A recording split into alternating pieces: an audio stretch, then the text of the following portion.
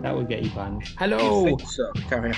hello, and welcome to episode 2 of the Bongo Cast, where me, King Brendan, and King Nathan are going through all of the Simpsons comics and all the other comics one by one today. Predictably, we are on episode 2, which is looking at Simpsons comic number 2.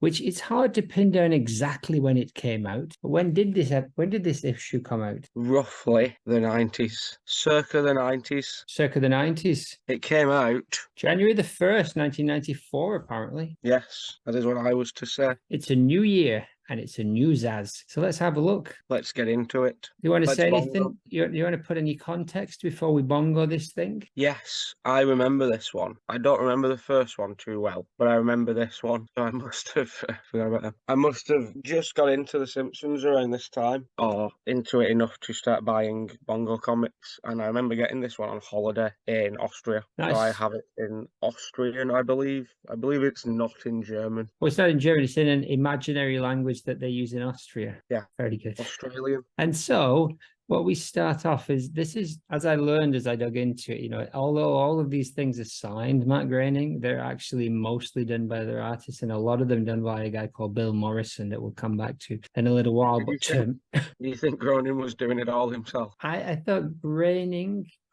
would have had a hand in at some point. And apparently later on, he promises in the letters page, it says he promises to do some. Did he ever, as far as you know? I am unaware, but I will I could probably guess it no. But they definitely, if we come across an issue, they'd definitely make a big deal, wouldn't they, if he did? Yeah, he only wrote one episode. Of The Simpsons. And even that was like co-written. Right, interesting. Well, he made his cash and he got out the game. That's smart. So the cover is a pretty nice image of Sideshow Bob, the shadow of Sideshow Bob projected onto Bart Simpson's entire body, and he's screaming, and it's a pretty iconic image. Bob's back. Bart is trapped by his greatest foe. Sideshow Bob, just in case you didn't get from the shadow and the name Bob that who it was. Oh, Sideshow Bob. Yeah, no, it's a good cover. It's strange that the first one was a comic book parody, but this one just seems to be an original idea, unless it is a comic book parody. I am not sure. This is not, as far as I know, a comic book parody. I'm not sure if it is a parody of something else, but I don't think so. The issue itself as well doesn't seem to parody any specific comics. It's actually written much more like an episode of The Simpsons, which the first one wasn't, but kind of the first one functioned as a sort of treehouse of horror kind of comic, whereas this, I'd say, is the first proper one. Although they do the backup strip is a romance comic kind of parody. Yeah, this one is this is probably what they wanted to do for issue 1, but it wasn't Simpsons-y enough family wise. I reckon these are the kind of stories I imagine they started doing a comic for, utilizing characters that it was hard to have frequently in the program because it required like special voices or deceased people. Oh yeah, Bob. They love Bob. They would have had Bob on every week, wouldn't they? If Grammar would have been around. What I found was that they released 4 different comics at the same time. So when issue 1 came out, they also released an Itchy and Scratchy ongoing series, Radioactive Man, and Bartman. All at the same time? Yeah, so they started the Bongo Comics line with 4 ongoing series. How do you think the other 3 fared? Itchy and Scratchy, Radioactive Man, and Bartman? Well, I have not heard of them, and I have a lot of issues of Simpsons comics, so I'm going to say unfared. I'll give you the name, and you tell me how many issues it had. So they got Mixman Gaven. We know the Simpsons comics had 250 or so, right? Yeah. So this is going to go on for a while. I'm looking forward to it. I love the Bongo episodes. But Radioactive Man, how many issues? 10. 6. Nice. Bartman, how many issues? 4. 6. 6. Itchy and Scratchy. 1. I think 3. I read 2 different reports. One said 3, one said 4. Nice. But the Simpsons comic went from strength to strength. So shall we open the front page and see what's in there? Let's. So again, we have another what we call splash page, which is do they call them splash pages if it's only one? Maybe they don't. Maybe a splash is when you have 2. But anyway, we have a full issue, a full size image Cool Hand Bart is the title. And you can't escape me, Bart Simpson. I caramba, says Bart. And we have the hands, and we know from the cover that we're expecting this to be Bob. But unless it's a flashback, there's no way they're bringing Bob in this early. Written by Steve Vance, who is I don't really know much about him, and colored by Cindy Vance, who may be a relative. Bill Morrison seems to have done finished art, which I'm not really sure what that means, but Morrison was the co-publisher with Groening, and I think he was mostly responsible for the Bongo stuff. And the title is Cool Hand Bart, and it's got the Cool Hand Luke kind of type face, even though this has literally nothing to do with Cool Hand Luke, the movie. No, I don't understand why they've just thrown in a random title that's unrelated to anything. In the banner headline? Located entirely within your kitchen. May I see it? Cool Hand Bart.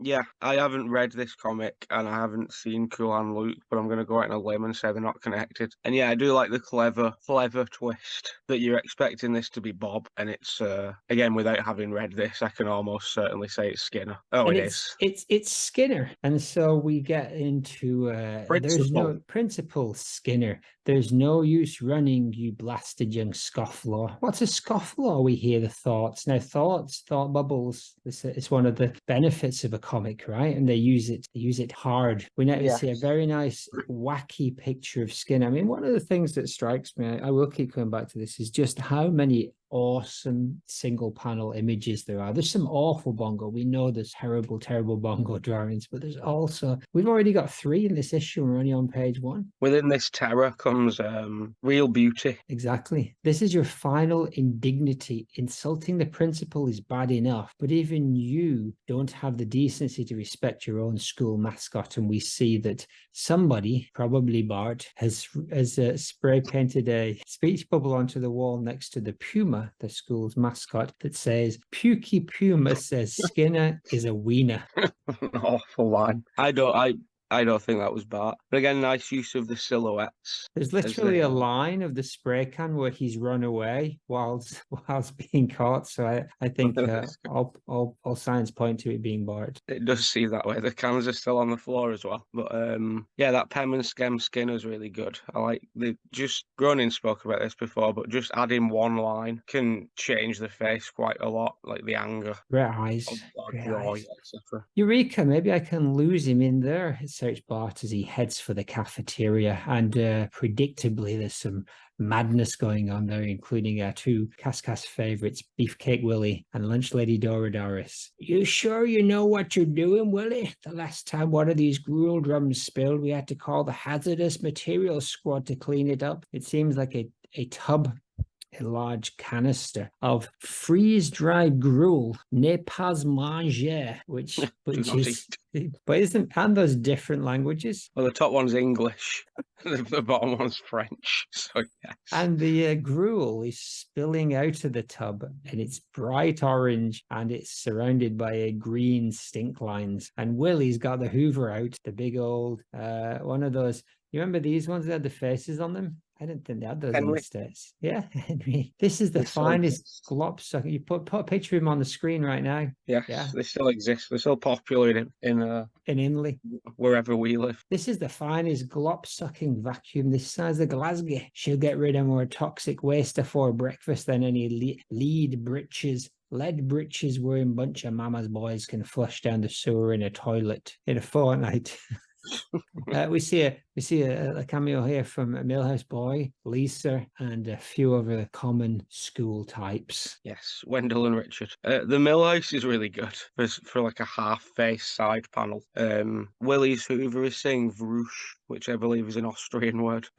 It's nice. This again, Doris getting some screen time because they can just write in the lines as opposed to asking someone who is predominantly not a voice actress to do them. And what's up with Lisa? What's up with Lisa? She just looks a little bit surprised, but I think she can hear what's going on behind her, but she's not getting involved wisely. Wendell looks concerned. Oh, he looks concerned, but he's concerned all the time, isn't he? Yes. All right, your page. We're tag teaming him. Oh, yes. This is a splash page, isn't it? Yes. I would say so. Across the middle is the action, with Skinner continuing to chase Bart into the cafeteria. And Skinner says, "I've got you now, you little whippersnapper." Why? I don't understand why Skinner is talking like Burns. Like, they've really season one up Skinner in there, where he was just like a mean principal and not kind of a comedy loser. What So in the name of... this was done in early, so written in late 2000, late 93. So yes, season 3 or 4 of The Simpsons is on at that point, right? Yeah, they do this a lot where the merchandise doesn't match what's happening on the TV show just because of production time, I assume. So, like, a lot of the early merch looks like it's come straight from season 1, but it probably got released around season 4 or 5.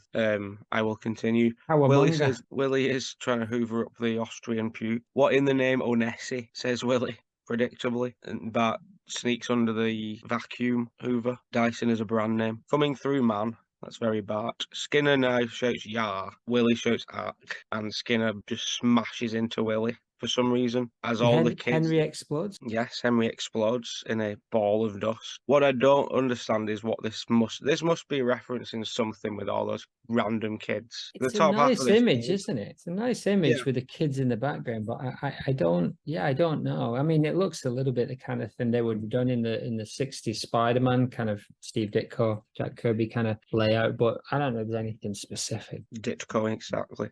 Yeah, if you'd have told me in like page 3 of issue 2 of Bongo there would be like half a page would be taken up by Lewis and Janie, I would not have believed you. But here we are. They're in the background, right? They're not getting a lot of meaningful airtime. No, but you see them first, and that's always important. That's a great Skinner. So Skinner now, he somehow makes no sense how this has happened, but somehow he's now tied with this dust sucker 3000 Henry tied to the light fitting on the ceiling, and the Hoover is a brand name.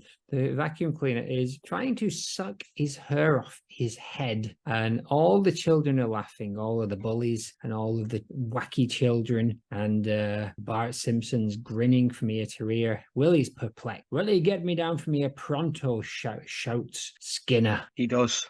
Yeah, we'll look at that panel first, actually. Some good background kids again, like the one with the blue glasses always intrigues me because she's been around for years and we don't know anything about her. Like, she's truly a Maud in what we thought Maud was at the start of the Maudcast. And I like the kid under where he says Vrouche, looks like a cross between Todd and Jacques the Frenchman. This guy?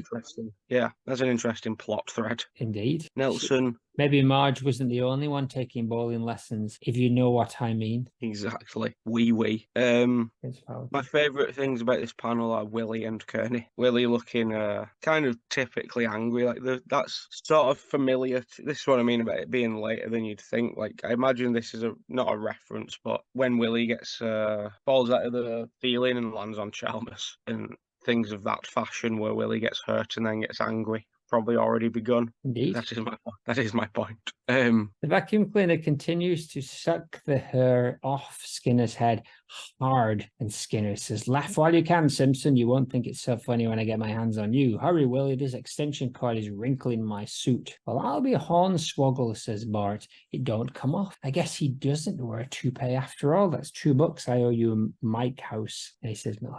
"Wow, Principal Skinner is really honked this time. You better get out of here, Bart." Because you remember he's chasing him because he graffitied all over a wall. And what's that old blowhard gonna do to me? Oh, Bart is farting from his shoes. His shoes are cold. He's been aggressively grabbed by a adult superior and mentor. Skinner's not coming out of this very well. No. This has been the least good Skinner I've seen in quite a while. Not funny, too stern, no joke. It feels like a 90-year-old wrote this comic as well. Like, we've had like hornswoggled. There's been like 5 or 6 Burns words already that haven't come from Mr. Burns. In the normal Simpsons, they would have said like shit it, cocksucker, and things like that, right? Yeah, son of a bitch. Oh, you old son of a gun. Well, I'll be a son of a blue-haired I'll bitch. be a son. And then what does Lisa say as well? Lisa says something in that last one like Principal Skinner is really honked. What's that old blowhard gonna do? Yeah, this comic feels like it was written by Vera Lynn. Actually, I It was. looked at, actually, it was. Continue. Oh yeah, it's my page, isn't it? Skinner is manhandling this child now. I've had enough of your shenanigans, Simpson. Since detention is clearly an insufficient deterrent, this time we'll try something new. A punishment so harsh, so brutal, and then Bart gets bored of listening to himself being punished. So he says, "What are you talking about, man?" Skinner looks great in that panel. He just looks destroyed. This one, The first one, yeah, like it's a bad Bongo Skinner as well, right? looks like a human man. He does look like a human man. And then he says, something so awful I haven't even thought of it yet. Be in my office after school, you two Van Houten, for absolutely no reason. If Van Houten had nothing to do, but we need a buddy in this, don't we? So I think this idea of Skinner getting angry and then being broken,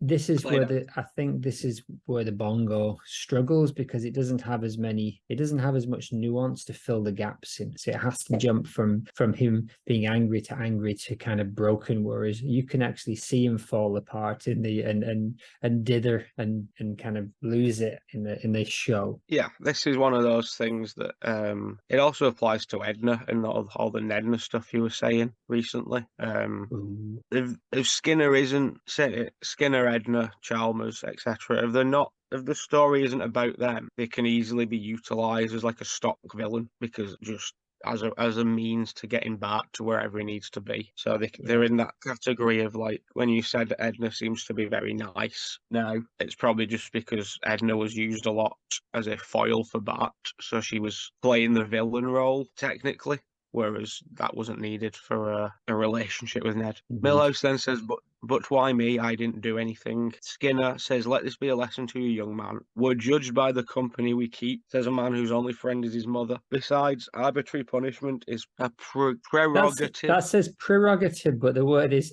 oh no, that's how you say it. That's right. Oh, well, then the degrees come in handy, is all I can say. And then it cuts to soon in Skinner's office, and Skinner and Willie are now friends again after Willie just got over being pushed to the ground and all of his hoovering being trashed. Skinner is gluing his toupee back on Twist, which we did know. I was about to say in that on that last page, Skinner wears a toupee, so it shouldn't be sticking to his head. And then they addressed it directly in the next panel.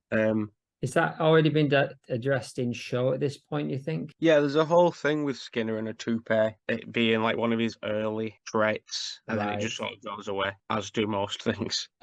Skinner says the principal's convention is just weeks away. If I can keep the lid on around here till then, I've got a shot at being named Disciplinarian of the Year. I've got to crack down on these repeat offenders, but how? Perhaps I'll ask Mother, and Willie just says, ack. Here's something I've never realized before. He doesn't have a vice principal, which would seem to be an obvious character that they could utilize in many, many ways. He wouldn't have to be talking to Willie in this situation. There is a lot of times in the show as well where Skinner can basically only talk to Edna, Chalmers, or Willie about school-based things. Chalmers is sort of like Skinner is sort of they moved into it. They sort of demoted Skinner in a sense and made Chalmers technically he's superintendent, but he only seems to spend time at that one school all the time. So they've technically just retconned it where Chalmers is the principal and Skinner is his assistant. Yeah, and it's interesting. Maybe they don't have vice principals in American schools, because I don't think Saved by the Bell had one either. I don't remember a lot of vice principal stuff from American TV shows, but maybe it is just too similar to. They've already set up quite a lot of duos, haven't they? In like Moe and Barney, and Krusty and Mel, and Smithers and Burns, Ching. So maybe they just kind of thought, we don't need another subordinate story, and then they just made Skinner the subordinate. It's one of those big gaps. Like we said, there's no junior high school or high school, because the kids only go to elementary. We never see those pretty big kind of like, well, you can imagine there's lots and lots of room for shenanigans. We see doctors. We don't really see things like the librarians. No, they've got things that they do have certain, like there is a high school and there is a library, etc. But they pick the buildings early on and stuck with them, like church Moe's, etc. They never thought, let's expand this world and these characters. It was, let's go to Moe's, look, Barney's drunk, dough. And then Willie says, oh no, Skinner then asks Willie, in the meantime, Willie, how's our beloved mascot? Nothing a bit of elbow grease and some spit won't take care of. She's horrible. Skinner says, that's it. Just cutting Willie off completely. Willie, in your own rustic way, you've hit on the answer. Make room in the trophy case. That award is in the bag. I thought they were going to put Bart in the trophy case. Nay, sir, you can, I mean. Yes, I'm sending those boys to Scared Spitless. I don't know what that is, but I We'll like soon that. find out. Last Skinner is good. Angry, devilish. It is a devilish face forward Skinner, isn't it? The FFS. So the next day, the bullies and Bart and Miles' house get off the bus. Arms folded, Skinner says nothing. As the laugh bully, what's the laugh bully called? Nelson. He says, "Hey, wait a minute, this isn't the fireworks factory." Very observant, Nelson. Yes, I'm afraid that promise of free M80s was just a ruse to get you boys to come along quietly. You're here to participate in the toughest anti-delinquency program known to man. It's called Scared Spitless. But when do we get our free M80s? Says Nelson, hilariously misunderstanding. They are actually at Springfield State Prison. Welcomes future offenders. Exactly. Fireworks Factory, again, like the Poochie thing, like it's hard to place things because one of Milhouse's best and most famous lines is when they're watching the Poochie episode and they're supposed to be heading to the fireworks factory. Then Poochie turns up and just starts singing and talking about himself, and then eventually Milhouse just shouts, when are they going to get to the fireworks factory, and starts crying. That's inside. That's another level down, isn't it? Yes, so I don't know if this is before that. It must be, because that's like season 8. So maybe they just like firework factories. Very good idea. But I will say, and again, this is just cheap because there's no way around this. I'm just nitpicking, but why would they have not been sent here before? It was just pushed so much by these naughty shenanigans with the Puma that he just decided he was broken and he sent them to Scared Spitless. But only Bart did something wrong as well. I feel kind of bad for the other kids here. Like they haven't actually, that we know of, done anything to get this extreme of a punishment. But we know that they're all up for this. This isn't a bad punishment. This is one where they take people to the kind of jail, and they do an episode of the IT Crowd, right, where they kind of parody this idea as well, where they reveal at the end is that Moss has been telling his story to a bunch of like 6-year-olds or something.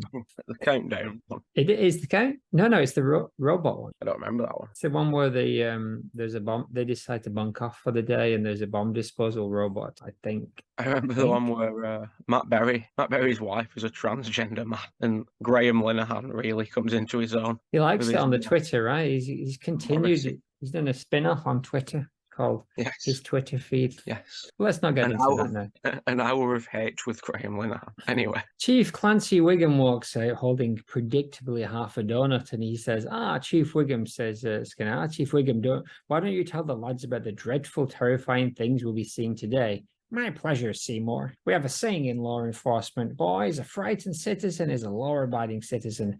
The reason for this little confab is to show you the horrors of prison life, to scare you so bad that you'll do anything to make sure you never come back. It's a good Clancy. You'll never take me alive, coppers. I've seen the inside of a cell. I'd rather die than do time. Bart imagines himself as a homeless criminal ruffian inside a house of broken windows. Don't tell them how I live. And Bart in the real world is saying, wow, as he remembers this. That's a trope of Bart seeing horrible things that are going to happen to him in the future and then saying, wow. Yes, I don't know if this is a premonition so much as him just using his imagination. I don't think he's setting up anything like destiny-wise. I like that he's in a shootout as well, and you can, like, Bongo has very cleverly laid clues, such as a broken window and bullet holes. But no blood. No blood. I like adult Bart. Wiggum's kind of competent here, other than the only thing that's Wiggum-esque is the donut, but I don't mind that either because they've done that before, like, again, utilising him as an actual cop as opposed to a joke.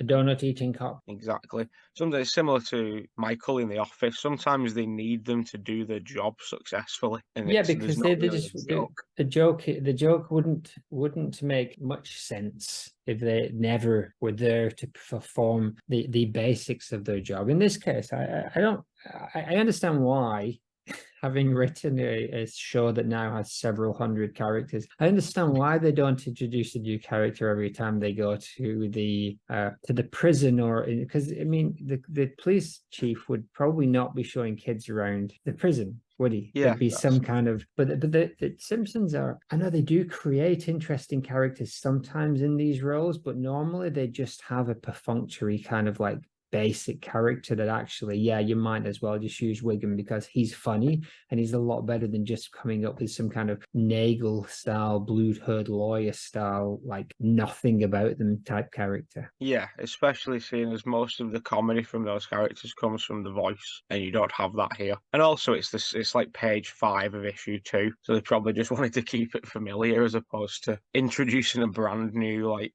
never seen, which they already did in issue 1 with that doctor, but like a never seen before man who seems to interact with and know the characters in Bongo but has never been seen in the show. Yeah, What I that's do the find odd is that Wiggum calls him Seymour, yes. implying there's like an adult, off-screen adult, like respect world going on, or like Clancy and the Mayor, Chief Wiggum and the Mayor have some kind of like frenemy kind of thing going on, and you only see like glimpses of it. Then there must be a lot of like meetings and stuff off-screen that we don't see off Which Bongo. is much harder to write a nuanced kind of like semi-friendly relationship, where rather than just this kind of like, oh, we know each other's name. Yeah, this is just it would make sense, but it is also weird. Like you just call him Principal Skinner. Probably in front of the children. Yeah, like isn't this all about respect as well? Isn't it? Yes, Is it my page? I believe so. Oh yes, I believe it is.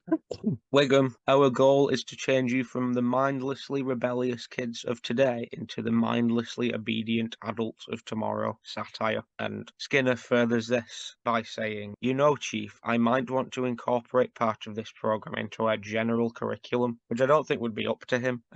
Wiggum then hands everybody clothes. While you're here, you'll experience all the degradations of incarceration. You'll dress like convicts and you'll be treated like convicts. Here, put these on. And Bart says, cool, real prison clothes, and Milhouse is just hemming and skemming all over the place, and he only has glasses. He doesn't have hair or a nose or That's a a mouth. that's a fun Millhouse, isn't it? It is. If you cut it, there's a way of cutting it where it just sort of looks like he's got horizontal teeth that are Bart's hair. Horizontal teeth that are Bart's hair. That's Yes. the title of my autobiography.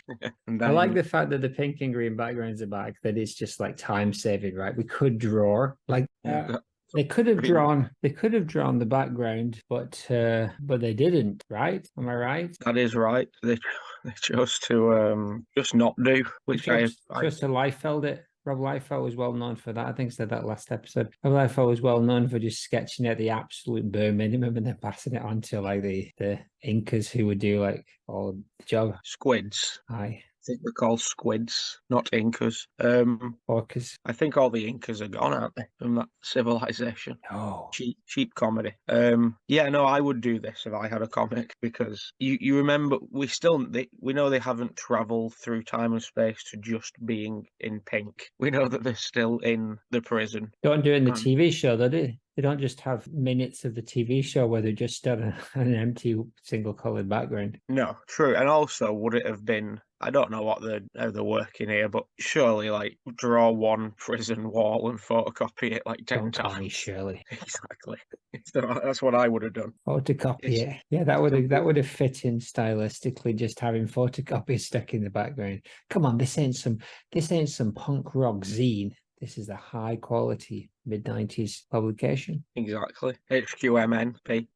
Yeah, then Wiggum is now leading this seminar with Skinner and a prisoner, Snake. Snake? This is it. And then Wiggum goes on to say, this is it, boys. This is what? Not really. This is it, boys, the harsh reality of prison life. It's a world of locked doors, barred windows, and uncomfortable plastic chairs. And now, the moment you've all been waiting for, your opportunity to come face to face with a real live criminal. And yeah, you can see where we're going, given that Bob's on the cover of this issue. But it's weird that they didn't just save like 3 pages and bring him in now. No, this is a 20-odd page comic. True. This, and then Wiggum goes, we're back back to Pink now. Wiggum says, "This is hashtag 354708, better known to his buddies here as Snake. We'll leave you boys in his capable hands." So they just leave. Come on, Seymour, Absolutely. let's hit the guards lounge before all the crullers are gone, which I believe is a pastry. And then Snake says, "See you later, Chief. I'd like to thank you for providing me this chance to keep the kids from making the same mistakes I did," which I do. don't think is going to happen. But Snake isn't no, I'm not going down that route. Snake's a fine criminal to be with these kids soon. And Snake is saying, "And another thing, if you're stealing a getaway car, be sure it has gas in the tank." And all the kids are in the prison clothes. Milhouse looks particularly cute in his oversized prison jumper that is too big for him. Big, innit? I like that. There's something about that back of Bart's head that seems to be really well done for some reason. It's Like giving aesthetically pleasing, isn't it? It's symmetrical. It's well done. it's almost 3 dimensions. And yeah, Snake is using this foray to tell the kids how to be criminals, which is hilarious. You think the Yeah. bad guy from Stranger Things is based on Snake at all? Possibly. Which what I one? mean, The one right? that looks like Rob Lowe? One that looks like Snake, like the brother of the redhead girl. Yeah, the little Rob Lowe boy. Yeah, maybe. He's definitely got that 80s like brick up the rolled sleeves. A Like cigarette packet, pack yeah, of cigarettes up there. It's not I a used to brick. think it was a brick, and by used to I mean until 2003 on Friday, July the 14th, 2023. keep a Your little, time. keep a little brick up there. You know, he's a criminal. It might be just like a protection brick. Little tiny brick. No, those are his smokes, which he wouldn't have inside prison. So that might actually be a fake, like maybe a brick or something. I think he's taken cigarettes out of that sleeve before on the show as well. So in conclusion, says Snake, whatever you do, don't get caught. The food here is lousy and the TV reception is worse. And we only get 2 channels and one of them is Fox. Oh, Foxtig. Any questions? Nelson jumps in with, "Yeah, where'd you get the tattoos? I got this one for Christmas. I stole a spoon from the cafeteria and made ink from." That's enough, Snake, as the police and Clancy turn back up. They're not supposed to learn that stuff till they've been here a couple of years. Now shake a leg, boys. It's time for your lockdown. Right, topical. Yeah, the Fox thing is just fish in a barrel, isn't it? Yeah. For them, it's so easy. Snake tattoo is quite good in a sense. I think he has that tattoo, so it's nice to hear an origin story for it. But the origin story is cut short, which is kind of sounds good. like he was making it in Christmas. Like I'm not really sure the details of how such a thing works. No, I'm not sure, but Bart did in the first Christmas episode. Prison tats, as we called them. Again, continuity bashing. I think he's had that tattoo the entire time. Yeah. But yeah, Bart gets a tattoo as a Christmas present in the first episode of The Simpsons. So unless it's a callback, and we're back to blue shadow people in the doorway. Yeah, it's good. Although they do it better in the next panel with the orange shadow people. That's really effective. Yeah. Our procedure here, at least until the next Amnesty International inspection, that's good, is to throw you boys in a dirty, stinking jail cell so you can really see what it's like here. Take him away. Hey, look, everybody, new short guys, shouts some random prisoner. Get in there, punks. Hey, bad boys. Welcome to Stir. 4 Eyes, they shout at Milhouse. I'm not sure why he didn't get the regulation standard outfit, but he got the comedically funny big one. It's like we've missed a panel where they said, like, Milhouse, we've run out of clothes, so you're going to have to wear big ones. But I guess we're going to figure that out on our own. What a panel that would have been. It would. Yeah, this kind of calls back to what you just said about new characters. Like, this isn't Eddie and Lou, this is just 2 random prison guards. So that kind of works. It's just that they're not central enough to be the Wiggum role. I thought the people shouting was just a reference to prison things like Green Mile walking. Yeah, and the other one where he eats people. Nice Chianti. That one. No, they don't want to be making references to that movie because that's quite cheap. And then now we're in the prison cells. They've been locked in by presumably the guards or Clancy. Alt says face forward Bart as the door has a big Batman-style clang across the middle, and it's freezing. The word itself is shivering with cold. Bart and Milhouse are sort of immediately changed their mind. Well, one of them has. Bart says, "Hey, there's nobody here. Maybe we've got the place to ourselves." He looks quite happy with this prospect, which would probably be quite fun for an hour as a kid to like play criminals with your friend in a You don't think actual. they'd be slightly No. scared by the actual criminals that they're meeting face to face? Well, that's the thing. They seem to be relieved that they're going to be in the cell alone, so they will not be joined by any real criminals, so they can use their imagination. But Millhouse is one step ahead, but he only has one eyebrow. I don't like this, Bart. I think I'm gonna. I don't know what his plan was because he can't leave. So unless he was just gonna say like "shit myself," I don't know what he was gonna And use the follow that up feces with. to fashion some kind of lock-picking device. Exactly. Then he'll just write like something about a puma on the wall and shit. And then some more onomatopoeia, kind of. The lights just flash on and say kazink. I like this one. I like this panel, even though there's not a lot going on. I think it does a good job of defining action, motioned action in a single still shot, which is tricky, I Indeed. assume. No, And it gives the impression because it sets us back up like we know what that means in movies, and they yes. point that out soon as well, right? And then that just actually, one of these panels just gave me a real laugh. Millhouse now, the lights are going out and I'm scared of the dark, which of course he is. Is it this panel? Yeah, then it cuts to Nelson and Kearney, who are already beating up a prisoner, like a scared prisoner. That's What's funny. going on? Why are the lights acting weird, old dude? They say to this prisoner that they are now beating. And then Jimbo and Dolph are playing Craps. yes, with a different criminal. Whoa, somebody must be getting the chair right now, says Jimbo. And Dolph says, yeah, just like in the movies, which is on brand for us. Dolph is one of us. And then it's revealed that nobody is being electrocuted to death, actually.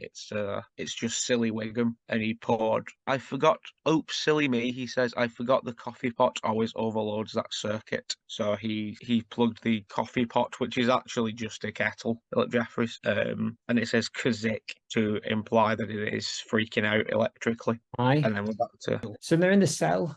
I don't know who this guy is, this little face thing, but don't worry, Melissa, everything's going to be okay. See, the lights are back on. Millhouse is not convinced. All this junk around. You think somebody was already living here? I know this is a reference to Bob's kind of highbrow taste, right? oh, I see. I know And where then they are.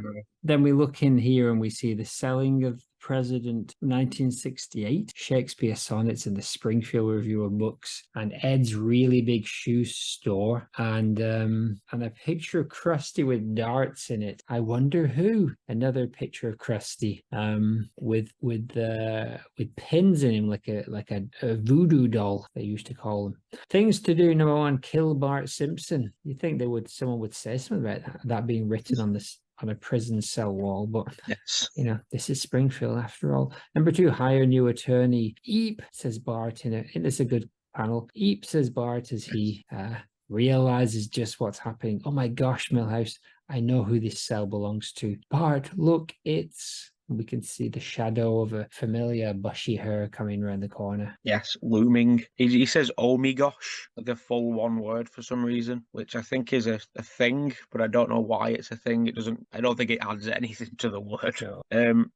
Surprisingly, maybe just because I was into reading it panel by panel, but I forgot this was coming I didn't realize until you said about the statue. I didn't click that they were in Bob's cell, which is good. And yeah, it's not very good fact checking on the prisons like behalf. Like we've got some kids coming to look around the prison and we're going to put them in cells and stuff. Is anybody in this prison for specifically trying to murder any of the children in this specific class? Oh, you are. Maybe we shouldn't send him to your cell then. That did not happen. It's sod's law, isn't it? Yes. At this point, actually, I don't know if he's in prison for trying to kill Bart. I think he's just in for trying to kill Krusty and then Selma. All right. So that didn't, in the first episode, he wasn't really out for Bart until the Cape Fear one. Yeah, the Cape Fear one's the first, because the first two are just Bart outsmarting him, because he goes for Krusty, frames Krusty, Bart figures it out, and then he marries Selma and figures that out as well. Bart figures that out as well. All right. Then they are the next time. So This must be. I'm gonna Google it. Free Cape Fear. What did we say? Can't be It's though. Can't be 1994. though. He wouldn't have killed Bart Simpson as the top of things to do, surely, unless he'd already at least had a go. Yeah, no, it's October 7th, 1993. So we're already into season 5 of the show here, basically. Okay. But So anyway, that's it has just a very before this, because if this came out in January, they would have been writing it literally around that time. yeah. So maybe there was some. Maybe early on there was some kind of communication between the two, and they Maybe. knew that they had a Bob thing coming up. But Could have got at least a that look was at his, some of the script. yes, that was his nemesis. I think he only decided he wanted him dead. Cape Fear adjacent. I see. What I have noticed is we haven't seen any other members of the Simpsons family in this second issue of the Simpsons comic. So And we Lisa, were like, oh yeah, we did see Lisa. Great panel. This is probably the best panel we've seen so far out of both yeah, issues. Bart and Milhouse, very sort of HD rendered Bart and Milhouse, especially Milhouse. Milhouse looks like he's taken directly from like season 30. Both screaming Sideshow Bob. Not sure why Milhouse would know who he. Oh no, yeah, of course he would. He watched the Krusty Show. I forget that Sideshow Bob was a celebrity, wasn't he? but also I'm pretty sure Milhouse will have heard the stories about Sideshow Bob getting put in prison multiple Yeah, times. you wouldn't know him from like recognize like facial recognition, but he would because he was Krusty's. He was Sideshow Mel before Sideshow Mel was Sideshow Raheem. Exactly. This is definitely the second or third, kind of image that they could use as a poster. That cover is really good. That picture of the puma is a wiener. I'd have that one. Pukey Uh, Puma, it's horrible. what's that? Pukey Puma. Is that not his name, Pookie Puma? I think he's just called Puma. Why would he be called Pukey Puma? Anyway, I so thought this it is a was really just good. supposed to be like That an would be a insult. wonderful Yeah, poster. The Absolutely. Bob face, everything about this is top level, but it's going to be hard to surpass this Bongo in your We'll next see. 212 issues. What was that Then, high-pitched squealing? Says Bob. Oh, it's oh your yeah, go on. page. You can have this No, page. it is yours. It sounded like someone was calling my name. Pretending to hear voices now is a little late to cop an insanity plea, says the police person. I won't make any assumption. Oh, push, man, says Bart as he's trying to escape through the bars. Hopefully he's on the first floor. Milhouse is pushing him. Hurry, Bart, he hates you for sending him to jail. If he catches you all those times, if he catches you, he'll kill you. Oh, so this does predate him attempting to kill Bart Simpson. Possibly. Again, it depends whether or not he's referencing, because he also got him sent to jail in Cape Fear Okay, that time for trying to kill him. So it's possible. sure. So Bart falls from the window and leaves Milhouse grinning at Mel, Sideshow Bob. Oh, for heaven's sake, there's a child in my cell. I'm afraid I don't have any Shudder comic books to keep you entertained. That's a meta joke. It is. He's taking it well as well. Like I would be like, guard. My first He, word would be guard. God, he doesn't know Milhouse, does he? Not encountered Milhouse. No, I don't think so. That's a season 36 episode. Ow, says Bart, now fallen out of the window, but alive, thankfully. Gotta find a place to hide. Hey, that truck has its motor running.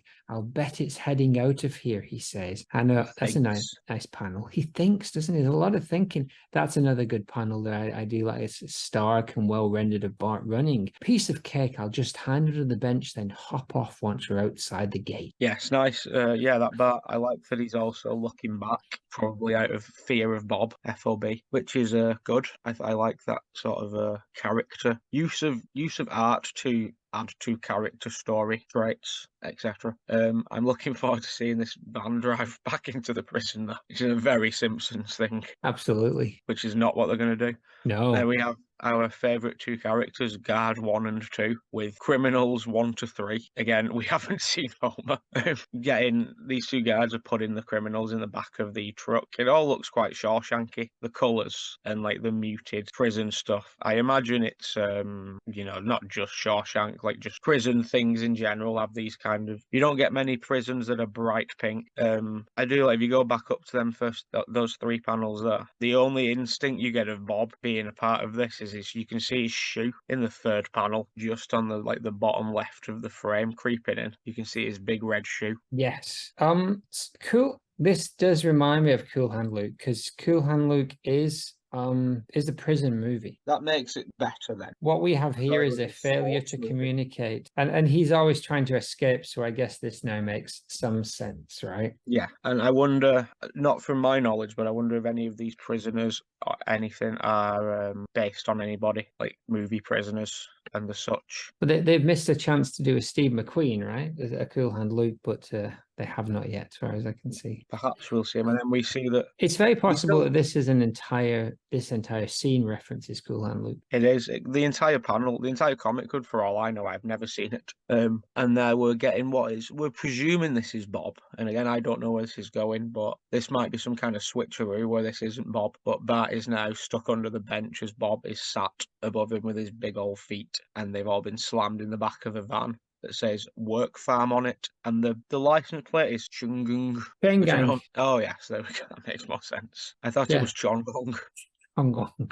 Let's not make a Chongong comment on work that, farm. shall we? What happens next? Oh yeah, and then we see it cuts to later, and two men we've never seen before, and we'll probably never see again, on a paisley beige background. New prisoners coming, boss. Good. We just about used up all the old ones, and even just from the images, from the design and the fact that they got rid of the letter A in about, I can tell that these two men are supposed to be Southern. Southern. This is all getting into Cool Hand Luke territory now. Yes, and this man is called Clem. Oh no, a man called Clem opens the gates, and he says, "Opening the gate here, boss." Which is, yeah, we're getting very gropey, but I don't mind it. And they've arrived at Springfield Work Farm. Where will that lead us? 9, 10? What in tarnation, says a really badly rendered Bongo man as he pulls Bart out of the van. Hey, looks like we got us an entry. Extra man here, boss. Put me down, man. I'm not a real prisoner. Oh, he's got himself into some real business here, says Bart. Reckon that one makes up for the fellow he lost in the festering swamp yesterday. Add him to the chain, Clem. This is a mistake. I'm innocent. That's what they all say. Gulp, good Bart. All right now, boys. Time for you all to get out on the road. Hello, Bart, he says, because now the reveal is that he's been chained up right next to his nemesis, Sideshow Bob. Yes, and I like that the Sideshow Bob's dialogue is like, even the bubble is evil somehow. It's icy, it's frosty, and not in a cheap way with lines, but the actual bubble itself has icicles on it. Yes, and again, I don't know where this is going, but that man looks a lot like Skinner, the one in the white. He does, you're right. So yeah, maybe that's the reveal at the end. That It seems like, yeah, maybe this is all some kind of ruse. it's very elaborate. It is very elaborate for the sake, but he was really angry at Bart at the start, so. It involved him tricking Bart into that open van, Yeah, all like just hoping that that's what he does. hoping that Sergeant Bob didn't immediately murder him, but instead he escaped. Maybe this is his plan B, and plan A was that Sideshow Bob murdered him. And I would step in just as the murder was about to happen. Now you Lesson see, learned, yes. that's the lesson learned. Now Trauma who's Pukey? achieved. Exactly. Weekend at Pukey's too. Yes, and I like the last thing I'll say about this, other than that really badly drawn man, is Bert's pupil is now white with fear. Again, very simple things to change. His pupil here is popping out of the side of his eye, I noticed, like a little boob. Yes, one tiny change can just make it look very different, which is why it lends itself well to comics in the way that maybe like Family Guy would not. I also think there's too many animated TV shows now, and all like 90% of them look shit, like intentionally badly drawn, and it irritates me. Give me an example. I don't know any names. That one that Bill Burr did. Oh yeah, F is for Family. I watched a couple of episodes. Wasn't that funny considering how funny Bill Burr is? That wasn't very funny. No, I think that was Bill Burr paying for some kind of like extension on his kitchen. Okay, now we've got a classic shot that's got to be straight out of a movie. I'm not sure which one. Could be Cool Hand Luke. You would imagine it was. And it is a picture of the guy's sunglasses, and the chain gang is being reflected in there. I want you new men to understand our rules here. While while we're on the road, I'm the boss. You want to do anything, you get my permission first. Now get to work. Getting to work here, boss. We have some classic lineup, including this dude with a very pointy head. It is sort of, it's funny if you go from right to left and end with Bart looking the way he does. It's very funny to look at that line of people and then just see like that sort of like golf game face. Comedic, isn't it? And Bob looks tired. Bob looks very tired. He's had enough of this. Moving up here, boss. Sweating here, boss. Breathing here, boss. Saying boss here, boss. I'm guessing again that is a direct reference to Cool Hand Luke, and we're all supposed to know that, but clearly the audience of this comic will not. No. Got to get out of here before Bob. Contemplating murder here, boss, says Bob in his quiet voice. The day was on. He did just try to kill Bart as well, though. Die, Bart, die. At least a warning shot. The day wears on as the hot, hot sun. Them cold prison bars keep us apart, but they ain't no colder than your cheating heart. They're singing, you're cheating hard, you're cheating hard. They're digging in the hot, hot sun, and Bob loses it. This is intolerable. What we have here is a failure to communicate with proper English, which is the line from Cool Hand Luke that we all know. What we have here is a failure to communicate. I'm going to watch that movie again because it's been a long, long time, and the only thing I remember is him eating 50 eggs, which is fun. I can't bear this any longer, shouts Bob in a very stylized picture. Yeah, I could lose this page and not really lose much from this story. There's nothing we've learned. We know that Bob, that other than that one panel of the sunglasses at the top, that's really It's a nice image, and this Bob image is here, but yeah, we don't lose. It's a bit of padding, isn't it? Yeah, 6 panels that tell us nothing new, basically. They could have used these 6 panels to have Bart and Bob talk to each other. Or maybe that's coming up real soon. Maybe. Escaping here, boss. Your page, let's go. Oh yeah.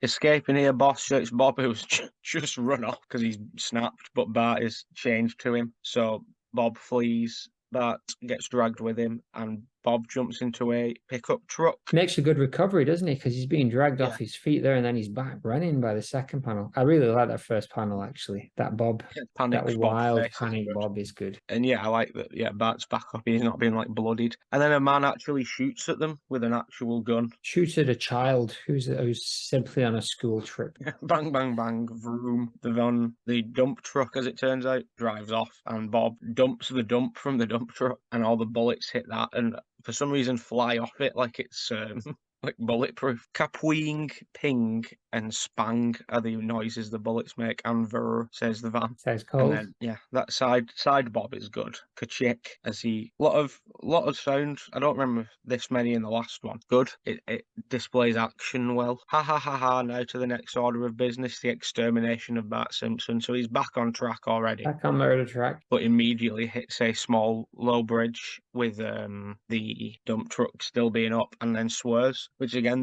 I think I mentioned this in the Doris cast about 4 years ago, but they can make them swear because you can just censor it, which you could do in the program, but it's sort of, I don't know, it's not as unwholesome here. It sort of would, I don't know, take something away from the characters on the show. If you were beeping, yeah, I think it's different, right? So it's like, you get out of here, you beep, dog. It's like, that wouldn't go down well. They beeped out Guardian of the Galaxy recently, right? They made a big deal of it, that like there was a swear, like a proper dirty swear in there, and they beeped it. And I think they beeped it in the actual film. Don't know, I've not seen it. No, they did not. Oh, it was unbeeped in the movie. So here we have a nice blue Bob. How fortuitous, a train is approaching. We'll board it and then return to the topic at hand. They Scarper. So there is another movie. What's that movie called where the two prisoners Scarper and they're kind of fastened together? Yeah, I can't remember what it is, but I know what you mean. There's it's probably just a reference, but in Red Dead Redemption 2, there is 2 characters in this situation you stumble across a few times. Okay, well, I think it's a common trope, but the Defiant Ones, I think, is the one I'm thinking of, with Sidney Poitier and Tony Curtis. Tony Curtis. Yeah. Tony Curtis. No, I've never heard of this. Never seen it. But it makes sense to do more than one. If you're going to do a prison story, you might as well do a couple of parodies. Yeah. Or maybe it's in Cool Hand Luke. I mean, maybe they do run away. Again, I'm speaking from a place of no knowledge. Same. Even less no knowledge. Jump, you blasted brat. Jump, says Bob, to try and get Bart to jump onto the train. Whoops, but then Bob himself falls. Oh, my goodness. And Bart's grinning as he's holding onto this moving train with a full-grown adult man chained to his his leg, dragging away behind him. Does he not see that this isn't looking good for him either? No, Ooh, he sees. ow. He sees that. Ah, yee. And then Bob smacks into a telegraph pole. Boink, he says as he hits the ground. That's a good Bob face hitting the ground as well. It is. That is a very good Bob face. Again, the Bongo world seems to have more. Well, I think it was everybody in The Simpsons except for Maud Flanders, wasn't it? Has a stronger sternum and skull than Yeah, most. there's an episode where Homer can just be hit with anything and it doesn't harm him. Yeah, there's several. There's the boxing one and the cannonball one. Oh, the cannonball one does say that he will die if he continues to get hit by the cannon, I believe. That's true. Homer Simpson smiling politely. Next page. Oh look, we're in the Simpsons house now. End of Zoom call. Time's up, Bongo boys. 1 week later. So last time in the first half of this episode, we said, I don't know why they're saying cool, using the Cool Hand Luke font and talking about Cool Hand Bart. This has nothing to do with Cool Hand Luke. It's literally exactly the same. Is it? No, but there's a lot of similarities. But here we see Kent Brockman. Finally. As Brockman's probably going to be in every single one of these in comics because he's just such a good plot device to get anything, information, just to connect anything, right? Exactly. This just in: celebrity conflict, sideshow, Maximum Bob escaped from the Springfield maximum security work camp just minutes ago, along with an unidentified accomplice. Picture of Sideshow Bob, and then finally we get to see the Sumps and Venus Marge Ching is sitting on the couch with baby and husband. Husband is eating pork rinds, throwing them into his mouth, which is quite a nice bit. How awful. I'm just glad Bart is safe at that scared shitless program where Sideshow Bob can't get to him. I wonder how little guy's doing now. I hope he's having fun, she says in that they put the line over the net scene, thus yes, I like the that irony of the situation. And we cut to Bob, who is now trapped Bart and is ready to murder him. That was excruciating, but it was nothing compared to the agonizing demise I have planned for you. Wait, you can't kill me. Au contraire, I imagine your puny neck will snap rather easily, says Bart. Bart then points out the logic. Bart then points out the logic as he's cast once again in Bob's shadow that you'd have to drag his corpse around behind him if he killed him. And we won't know until the next page what Bob's response. Or whether he does it. Spoiler, yeah, he no, does. this is intense for issue 2 of a kind of children's comic. It's pretty. Can you hear that alarm going off? No. Oh, good. It's very irritating. Not for me. Not for you. Not for the fan. Yeah, and it's visceral. He's just threatening a child with death. Visceral and other synonyms. Yes. Threatening a child. That's what Sideshow Bob does, though. He threatens children. Does he threaten grown-ups as much, or is he mostly a child threatener? He seems to mostly be a child threatener. Well, specifically a Bart threatener, I would say. I wouldn't say it's children, it's child. That was probably one of his lawyer's defences. The Bart, the. So we go to the next page. This is your page now, and it's done in that delightful 9 box. But you know that Watchmen is entirely done in this. Is it all in this way? Is it? Nice. Most exciting. I've never read The Watchmen. Great comic. I have read From Hell off the basis of one of these Bongo casts. Oh, it's great. Yes, I enjoyed it a lot. Anyway, yes, Bob is now contemplating that Bart somehow outsmarted him in this plan that Bob was going to kill Bart, but then hadn't thought any further ahead. So he says, I suppose you're right. I shall have to make do with simply savouring the anticipation until I can find a way to sever this chain. And then, oh no, it can't be. He's somehow surprised. the Rozzers are on his trail. Yeah, that the police have tracked them. The police, which is quite surprising in Springfield, to be honest, that they don't necessarily do this good of a job usually. They seem to only be able to arrest Bob successfully, but then the other criminals are doing whatever they want. Let off Bob free. Yes, a blue Bob, and you only see like a third of his face in the front. Classic. That's good. And a child's drawn a police car in the background, and it says "roar," which is more the noise of a lion than anything. It should say. I don't know if Nino is American, but woo. yes. Woo, woo, woo. wee war. Then Shadow Bart and Shadow Bob are now running on the back of the freight train that I assume they're still on. And Bob says, "Our only chance is to go through the swamp. It's full of hideous dangers, but perhaps we can lose them there." And Bart says, "Yeek," which is a good word. Is this, I want to know whether this is the Poitiers film or whether they do this in Cool Hand Luke. And we probably should have watched it in the interim between the first and second half of this show. Possibly, or at very least looked into it. But imagine all of this stuff happens based on the fact that you said that the rest of the plot we've looked at so far is entirely correct to that movie. Wiggum and Lou are in the police car. "Step on it, Lou. That blasted Scared Spitless program ran so long I'm going to miss my tea time." Tea spelled like golf tea, not as in like "I'm hungry." And then Lou says, "Say, Chief, isn't that Sideshow Bob jumping off the train?" Wiggum looks like ecstatic for some reason. "Oh, he's got golf things in the back of the car. That's fair enough. Golf racket." "I don't see anything. Keep moving. I want to hit the donut shop on the way," says a predictable Wiggum who doesn't play golf. And then some nice action panels of Bob and Bart working their way through these swamps. In the first one, it's very green, very muggy water with a snake, not Snake, the criminal snake, the reptile, and a skull. That's got to be a direct parody, because that skull is pointless if not. Well, it's saying that it's danger, but It's classic shorthand for danger, surely, the skull. yeah. And then Bob walking through a river with Bart. Bob is tall enough to breathe, Bart is not, so he will be dead shortly anyway.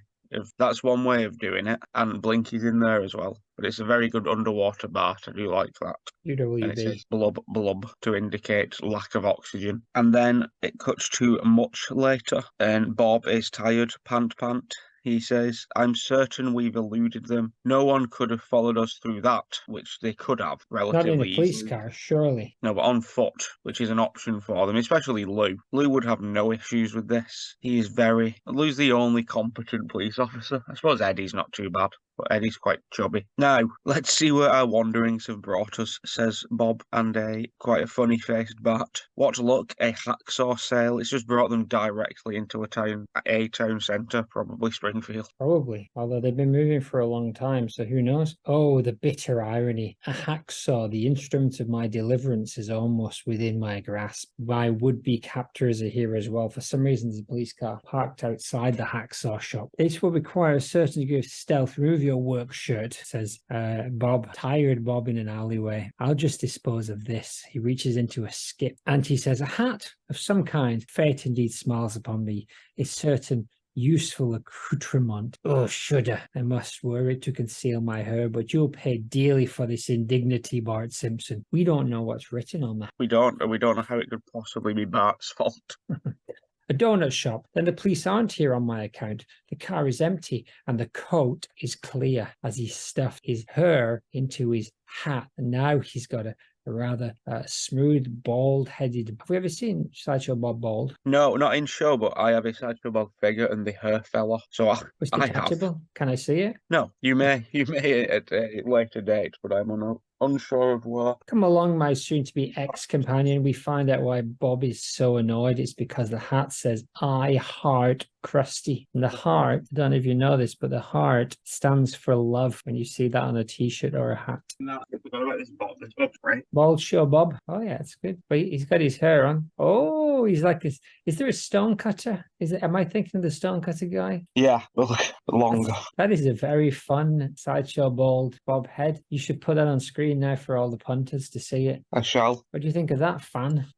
Yes, love equals t-shirt. And also this. I'm with stupid, yes, and I'm with him. Is that what they say? And it's good night from me, and it's good night from him. Look, Mummy. Look, Daddy, I'm with Rod and he's stupid. Now, Mummy. Looking good, Todd. Looking good. Ah, yes. Soon inside the hardware store. I really like the Bob design with the hat on it. Without the hair, it is strange, isn't it? Yeah, but I It like looks- his long head would have been much funnier. Yes, it also makes him sort of scarier. Like the hair makes him silly. The only reason Bob works in this program is because he sort of slapstick unintentionally. He doesn't like that's the whole thing with Cecil in that episode, isn't he? That Bob's just because Bob's got such a level of dignity, it's funny when things go wrong to him, which is how he ends up with the job in the first place. Yes. And yeah, there's just something about a man A man who cares greatly for his dignity with a giant maroon palm tree haircut that he keeps long after being a clown sidekick. The shoes as Um, well, but I guess you can't really hide the fact that you have incredibly long feet. Yes, the only character whose feet have ever been discussed other than Marge's webbed toes. New page, soon inside the hardware store, and we're back to there isn't an actual hardware store, it's just green, and he's picking up saws. Hacksaws off the green, and it kind of says hacksaw fever, which, is that a joke? Hacksaw fever. Sounds like one, but I don't know what it is. Ah, yes, good heft, well balanced, a finely honed blade, says Bob as he chooses a hacksaw. A worthy tool to free myself from you. And then it does a thing where you can almost hear Sideshow Bob saying the word permanently. And you can almost hear the music. Ding, ding, ding. Yeah, the Cape Fear. Yeah, no, that's very good. And it's in the dark shadow. It's sort of, they do it with when he's with Selma and he keeps saying things under his breath about wanting to kill her in that scene. Every time he says something dark, it makes him shadowy. You should definitely, at the end, we should clip our favorite panels, and like the last few minutes of the show should just be those, like on the screen. Oh yeah, I think that is what I did last time. I think the image I used was just towards the end. The image is the best panels from that Bongo FTB, and then Bart in a white T-shirt, which kind of just looks odd. He looks like a knockoff bootleg Bart Simpson here, which is quite cool. Man, he's really gone off the deep end. Thinks Bart about an adult man who's already tried to kill him several times. Aye. What does it say, that T-shirt? I'm Bart Simpson, and what the hell are you doing in Malta? Yes. Bought this for like £1 in Malta like 20 odd years ago, and I just made it into a new T-shirt, so I'll be getting the new version of it through in the next day or two. Nice. I have a Titanic Simpsons T-shirt somewhere, which is a knockoff, which is really strange in hindsight. It's still a disaster that killed a lot of people. A long time ago, innit? Exactly. Is that the only thing that matters now? Hey, Mac, says Bob, help me out, okay? He's speaking to, oh no, it's not Bob. It is a voice off panel, and we don't know who it is. And then it is revealed to be Chief Wiggum, who is now in the hardware store. And he is saying to Mac, who works there, who kind of looks like Nelson in the squeaky voice team, I need to borrow one of those thingies to open a car door. We locked our keys in the patrol car, and that siren will run down the battery if we don't hurry, says incompetent Wiggum. I'll go get it, Chief, says Mac, but that's the third time this week. If it happens again, the boss says I have to charge you. And in the background, there is two posters, one of them saying it's hammer time, with a lady with a hammer, and Officer Lou has tiny, tiny Pem and Scam eyes. Just Pem. Just one Pem. His left eye is normal. His right eye is pemming or skemming. Paint Pem, can one opener in is the joke. Paint Yes. can opener, but it's a screwdriver. And the middle one says it's hammer time. She's holding a hammer. Yes, hilarious. Stay quiet, Bart, mumbles Sideshow Bob, unless you wish to hasten your demise, which wouldn't really be the case. No. He hasn't got a leg to stand on here. Bob's also shoving the hacksaw into his T-shirt.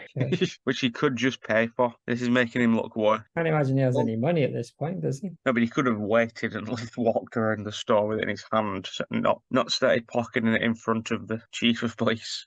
Hold it right there, pal, says Wiggum. Why, hello, officer. What can I do for you, says distinct voice Bob. Standing next to Bart Simpson, the child of one of Clarence's friends. Who is missing? From a program that he is running. Yes, I'm putting the word out to all law-abiding citizens. We just got an APB on a dangerous escaped con, so watch your step, which is about Bob, and it's odd that Wiggum saying we just got, because he was there when it happened. And Bart, with some cold around his head, thinks, hey, there's my answer, fishbowl. And behind Wiggum on the last panel, it says left-handed monkey wrenches sold here, which is a teaser for our favourite family's arrival, probably. I hope so.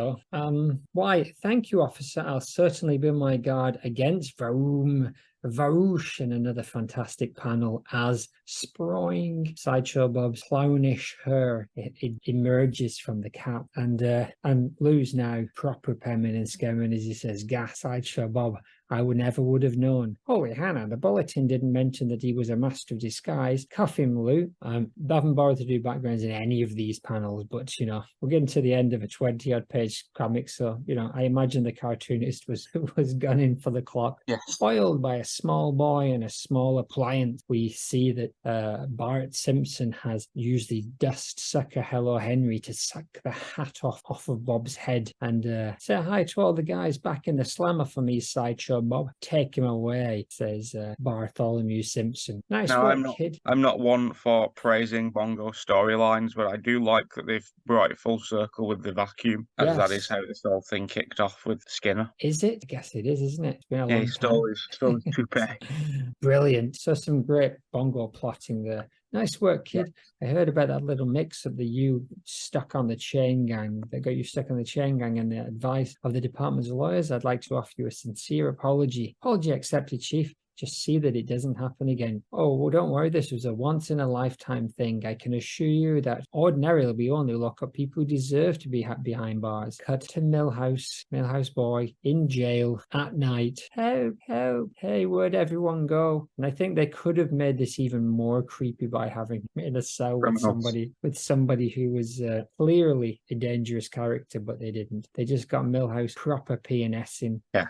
And begging for his freedom. The end exclamation. Like Pem and Sydney, Australia. He's Pem all over. An arm skirt. Yes, exactly. A deep cut, parboiled. This is a weak ending. I didn't realise, when I've just praised them that like 3 panels ago, I didn't realise we only had 3 panels of the issue left. It's fine. It's just that this is like how The Simpsons wraps up a season 24 story. Oh It's yeah, like you would have liked this children's comic to delve further into the psychology behind Bob's arrest. Maybe go to court for a few weeks. No, I think it just feels unfinished. It just feels very rushed. Like we don't even see Bob back in prison lamenting that he's lost. Like, we know at this point, surely. Oh yeah, we know, but that doesn't mean we wouldn't want to see. I would have just added 2 more panels, or just put Bob in that cell with Millhouse. Oh yeah, just her coming out the side grumbling, but then they wouldn't have, that joke from Clancy saying everything's back to normal wouldn't have worked. But anyway, that's the end of that story. It took, we're definitely doing a thorough dive into this comic, but I think it deserves it. And I actually quite like that panel of Millhouse there at the end. Yeah, I do as well. I like the shadows. And they've remembered that he's still in his long outfit, something that Bongo, I imagine, in later issues would have forgotten. Yes, or just not Kurt. I liked this issue. I like this issue more than issue 1, and it's just odd that Homer, Bart's saying it all the time. Homer, Lisa, Marge, and Maggie only get a panel each, and it's issue 2. They weren't really in issue 1, to be honest. Homer was in it a bit. Homer was the main one in issue 1, wasn't he? In both strips. And Bart. Yeah, so we haven't really seen the ladies of The Simpsons pop up very much at all. Shocking. That's all about to change with this mini story, though. Which I suppose, if they know they're going to use some characters in the mini tale. Oh, the backup in comics. Yeah, they probably don't want to. It doesn't matter as much if they're not in the A story. Well, let's move. This is a romance comic parody. The kind of 60s kind of romance comics with a big boom. And it's a Bongo romance. Patty and Selma's ill-fated romance comic. We see Selma getting intimate with Homer, and Patty, cigarette flying out of her mouth. Gasp, holy jumping Moses. Selma's new lover is Marge's husband, a chug. Homer Simpson. It's good that she says his entire name.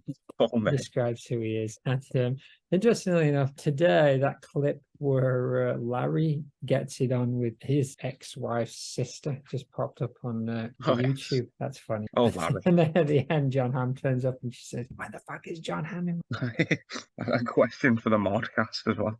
Yeah, I like this. I like that. This is what I would rather they be doing, to be honest, in kind of what we're doing, like focusing on the genre stuff. Yeah, or also just like genre stuff that isn't just, Marge and Homer, or like Bart and Lisa, or Maggie. Minor characters, genre. Brilliant. It's easy, writes itself. And they seem to do that for these like backup panel stories for the foreseeable future. For like the first couple of issues, it's a story about a townsperson, which is a good, nice idea. Nice. Once again, we got Morrison on script and pencils. He's doing the hard work in this episode, and the Vance is kind of throwing their stuff. So we get the kind of old-fashioned intro with the floating head who explains the context. Hello, Marge Simpson here. I'm not really sure I'm telling you this story. It's lurid, embarrassing, and quite frankly none of anyone's business.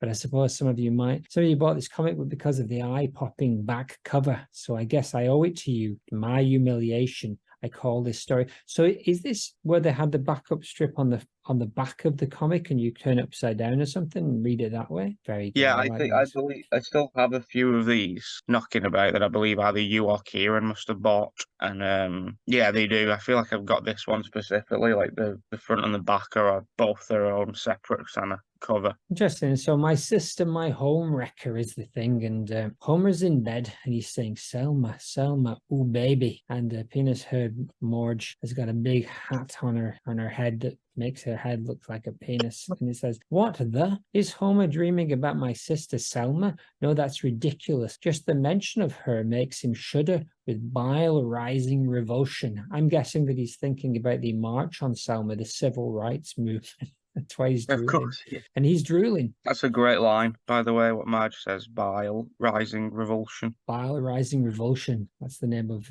Slayer's next album. Exactly. BRR. Or so I thought. Then the next evening I received a visit from my sister Patty. We were chatting lightly over coffee and maple logs when Patty abruptly blurted out the words which yanked my deepest, darkest fear to the pit of my stomach and pulled it up my esophagus and into my throat. So these comics were quite wordy. So I think that's kind of a nice parody kind of idea. Did the EC horror comics in the first one, romance comics in this one? They touched on the Marvel in the first one, and I guess the first main story in this comic, as we said, is more of just a film parody than a comic, but sticking good on the parodies, which is good. Yes, it's been all parodies so far. My husband is fine. doing what? With who? You heard me. Homer's having an affair with Selma as they sit in the kitchen. I like those curtains. Do they normally have those curtains? They do indeed. Never seen them before. They're As almost iconic. Look at that Simpson Flanders house in the background in shadow. Nice. I can't believe it. My husband and my own sister choke. Why, I've never heard of such a thing.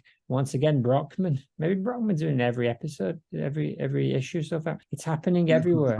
True. Husbands cheating with their. I'm sure he was in the Homer Monster one. Yeah, I think he was. Yeah, I counted that as a separate issue, as it is. It's happening everywhere. Husbands cheating with their sisters-in-law.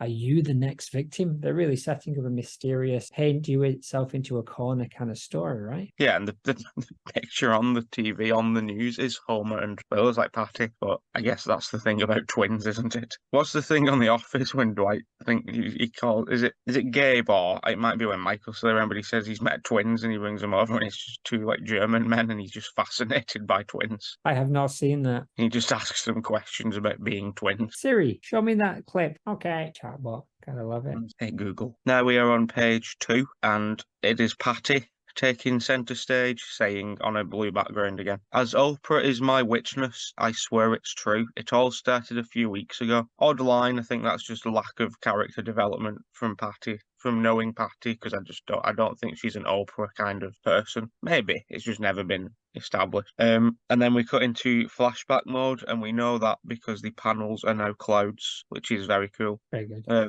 Selma was returning home from a date with the latest flake of the month. I was engrossed in a mind-expanding new book, but I couldn't help overhearing, and that was Patty, like panel explaining. And then Selma is walking in with who he looks like a cross between Frink and Sam the Barfly, coming in saying already clearly supposed to be, well, just from the design, he's supposed to be like a Texan, but from the big belt and the hat. "Selma, you have lassoed my achy breaky heart," he says. "Let me wear your brand and I'll never stray from your corral." So we've got not remotely. "Go on the nose, your nostrils have fallen out." And Selma just says grunt, and the book Patty is reading is Sibling Surveillance on a Shoestring, and she is listening to Patty through. I think there's supposed to be a hole in the wall, but I don't think it's supposed to be actually there. I think it's a graphical liberty that's been taken. The device, isn't it? 'Cause otherwise, we've been eating into a bit of this light switch. Surely not possible. And then Selma just changes her mind immediately for some reason after With her inviting this fists. man. Yeah, and not only just tells him to leave, punches him in the face, knocking his glasses off, like really punches him in the face. Smack, it says, which is good. Just floors him, knocks him out of the apartment, slams the door shut and presumably locks it. "Memo to myself," says Punched Man. "Destroy big book of cowboy metaphors. Donate expensive Western wardrobe to charity. Save receipt for large tax write-off. Satire." Faking it. faking it, isn't he? He is. So he was never even. That's just an odd thing to do. That's an odd thing. They should have just made it. I suppose they're not late enough, but and it also wouldn't have played as. I don't know. Would it have been funny if Selma punched Mole Man in the face? Yes, it would. It would, wouldn't it? And then Patty says to Selma after this indiscretion, "What's all the hubbub, Bob?" Which is good. Patty, I give up. I've dated every bachelor in the Tri-County area, and none of them measures up to the impossibly high standards I've set for myself, says Selma lamentively. I guess I'll have to move to another state or start dating married men. Is Selma's only two options now. I thought she was joking. There's Says no other option. there's nothing else to do. And then back to Patty and Marge in the kitchen as Patty wraps up this story. I thought she was joking. I didn't think she'd do it, and I never dreamed she'd do it with Homer. What could Says have gone? Genuinely, you don't see a lot of guilt or remorse from Patty or Selma, and we see them both here a bit. But I was wrong, Marge, tragically wrong. For earlier this evening, as I was returning home from my electrolysis survivors support group, we see the cover image. Holy jumping muzz, it's Selma about to tongue wrestle with Gasp Homer. And I guess this is what they should have said on the cover, but I guess they felt they needed to spell out that it was Homer Simpson. Yeah, the cover of the Simpsons comic. Yeah, it's strange. Yeah, it's weird. You don't often see a cover panel then within No, the almost comic never. itself reused. This is the exact panel, right? But it's actually very good. It's a really good it's a image. very good panel. But is it used twice? Good. Yes, I think. Allowed. And then it's like when they said the name of the show in the show, right? It's a cool thing. Yes, today we're going to be Breaking Bad. Come on, everyone. Let's go for a ride on the ER. Yes, exactly. And then I rushed right over to tell you, while every sleazy detail was still fresh in my mind, got any more maple log? I want to eat some maple log style chocolate right now. But anyway, well, I still can't believe it. Homer may have an unbelievably long list of faults, but deception isn't on it, says Marge, which is clearly not true. But maybe marital deception is something that he's only done 3 or 4 times so far. Oh yeah, well, where is the big choir boy now? He said he was going to Moe's Tavern. Fine, let's call him. Of course, this is the days before cellular phones. So she calls Moe directly. She says, "Hello, Moe's Tavern," but she doesn't do the obvious by giving him some kind of prank name first. Yeah, I thought that's where this was going. Like Yes. there was going to be a misunderstanding. Hello, excuse me. I'd like to see more butts and kisses. Exactly. I need a bath. This is Marge Simpson. Is Homer there? I'm sorry, Mom. I haven't seen your husband all night.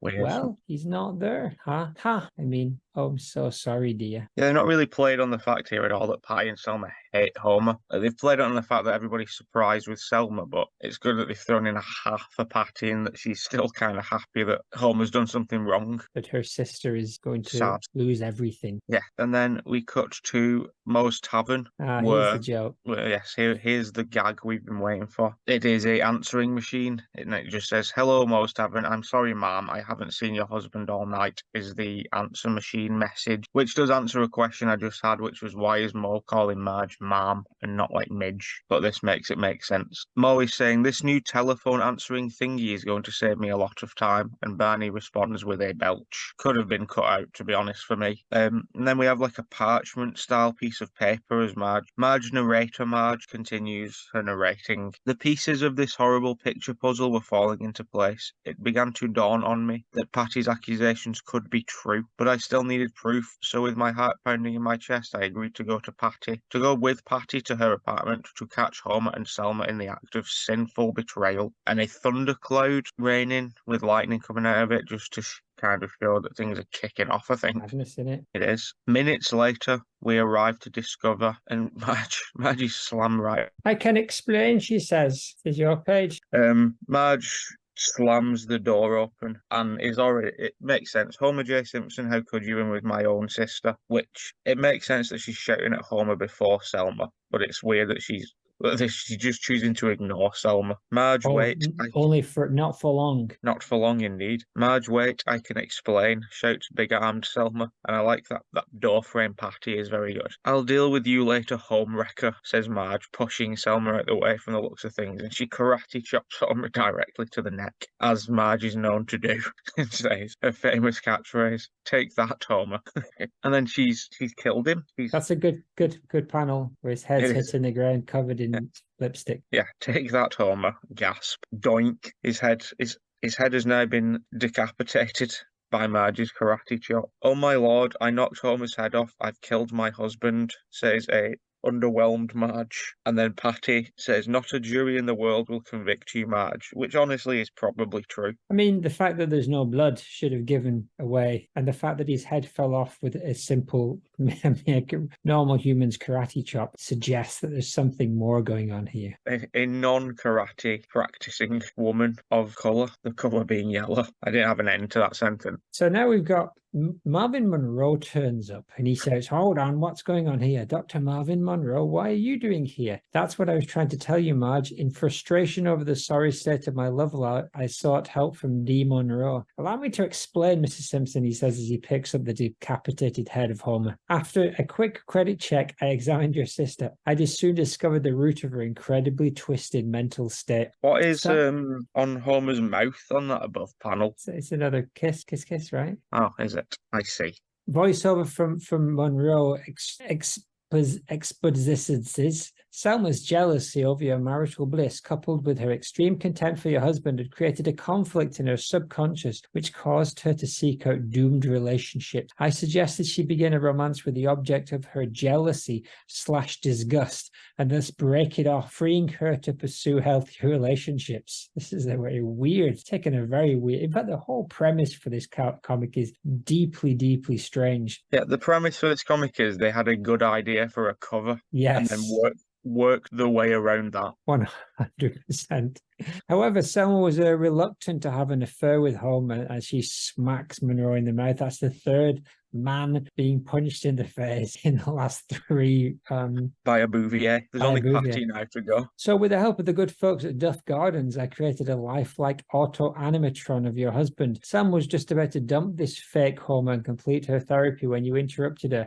I'm afraid it may take years of expensive treatment to undo the damage to Selma's psyche. She is not happy. Well, that's my sordid tale, and I swear I'll never doubt my homie's fidelity again. They just cut it there straight. This is only like a 4-page, whatever it is.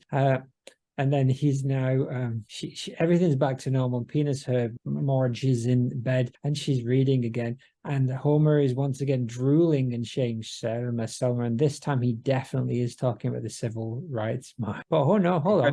No, he's not. We zoom in and it says he's got a pamphlet, a leaflet in his hand saying, pack up the wife and kids and hightail to Pork Fest 94, Selma, Alabama. So it was the right place. Yeah. Just the Wrong context. About Ooh, baby, he's saying well.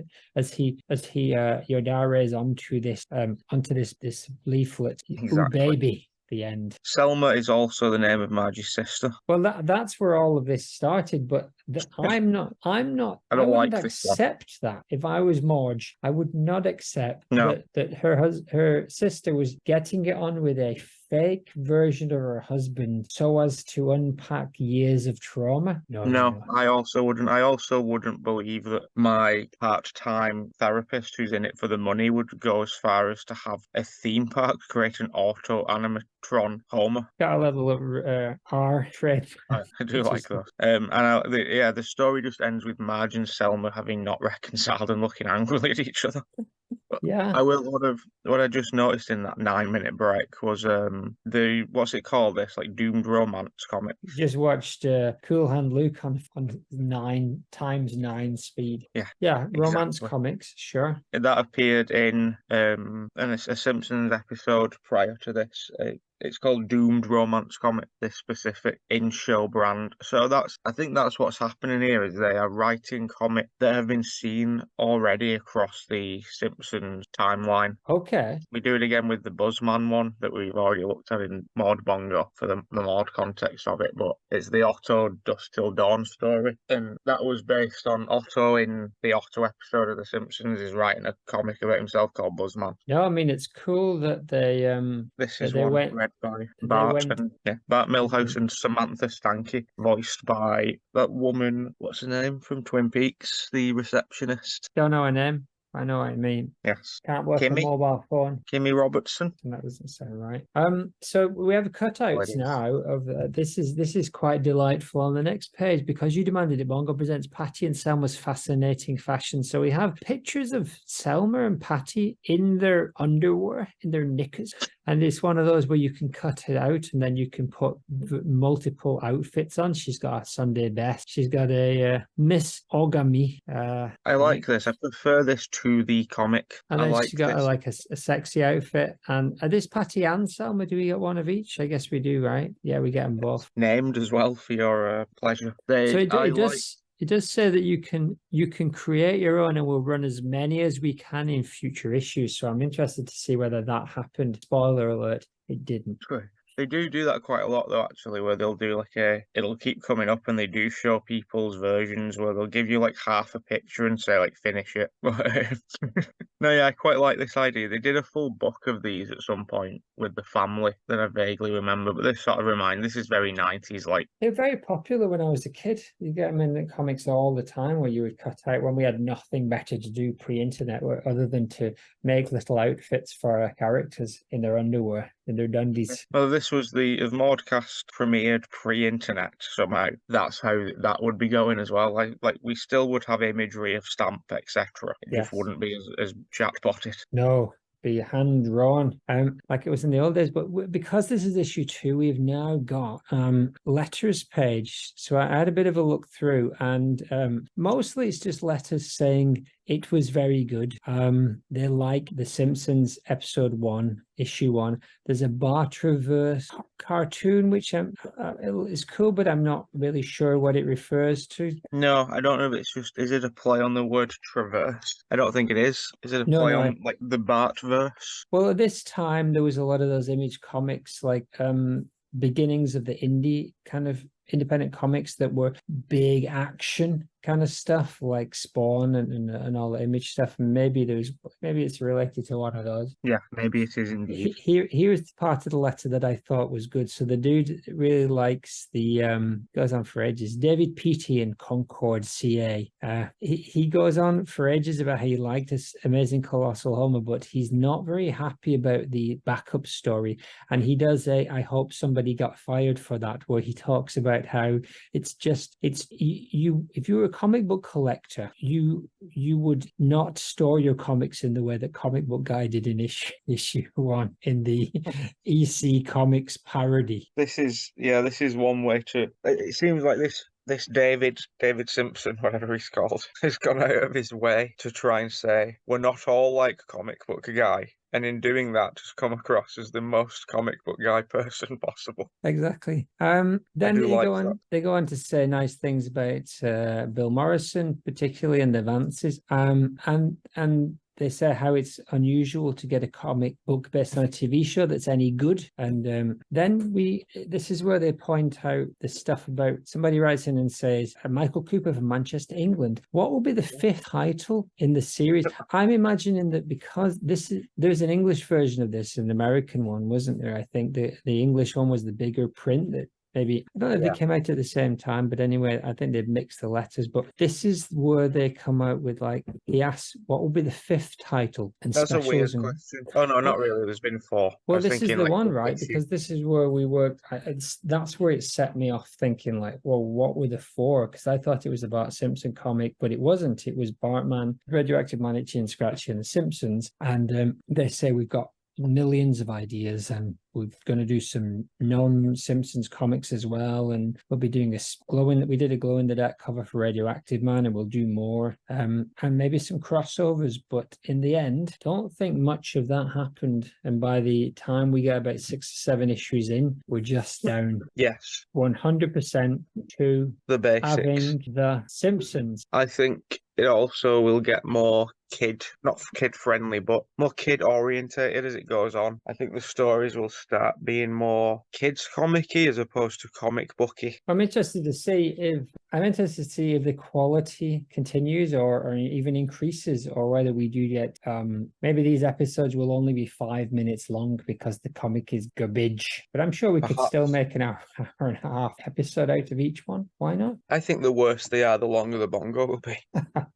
That is a good inverse formula, isn't it? Bongo quality decreases the time we spend on the bongo, increases certainly. Yeah. Next issue, Skinner goes to the Principals Convention, and in his absence, all heck breaks loose, and it's up to Lisa to save the day and save Bart's bacon. Coming in March, and while you wait, don't miss Itchy and Scratchy and Radioactive Man in February, the last issue of Itchy and Scratchy. It seems like people may have missed it. And that's it. That's it. That Nice. is the end of issue 2. No cold openings, no diaries, no art, nout. Just No having Bongo in and now, right now, you're seeing all those brilliant panels, including that one of Bob walking along, which was great. Some great panels. I enjoyed reading that comic, that cartoon. Yeah, I enjoyed this one a lot more than the last one for some reason. I don't know if it's just because I sort of have memories of this one, so maybe that is possibly why. But yeah, I enjoyed the story more in this one. Nice. Well, that's fun for everyone, isn't it? Those 2 pictures I sent you. Are these from Chatbot? Artbot? Yeah, and it got worse as well. That's unbelievable. I'll send you the whole journey in a while. Jeez, Louis. A human minion peed, you say? In the meantime, oh no, I missed a panel. Oh, what's going on here? It's a minion, a scroll hand Luke. The Minions It's Cool Hand Luke. Yes, Continuing the Outbot of having minions, everything. yes, minions in movies. Brilliant. Thanks to Prometheus. And that's the end of this episode. Bye. Goodbye, good bongo.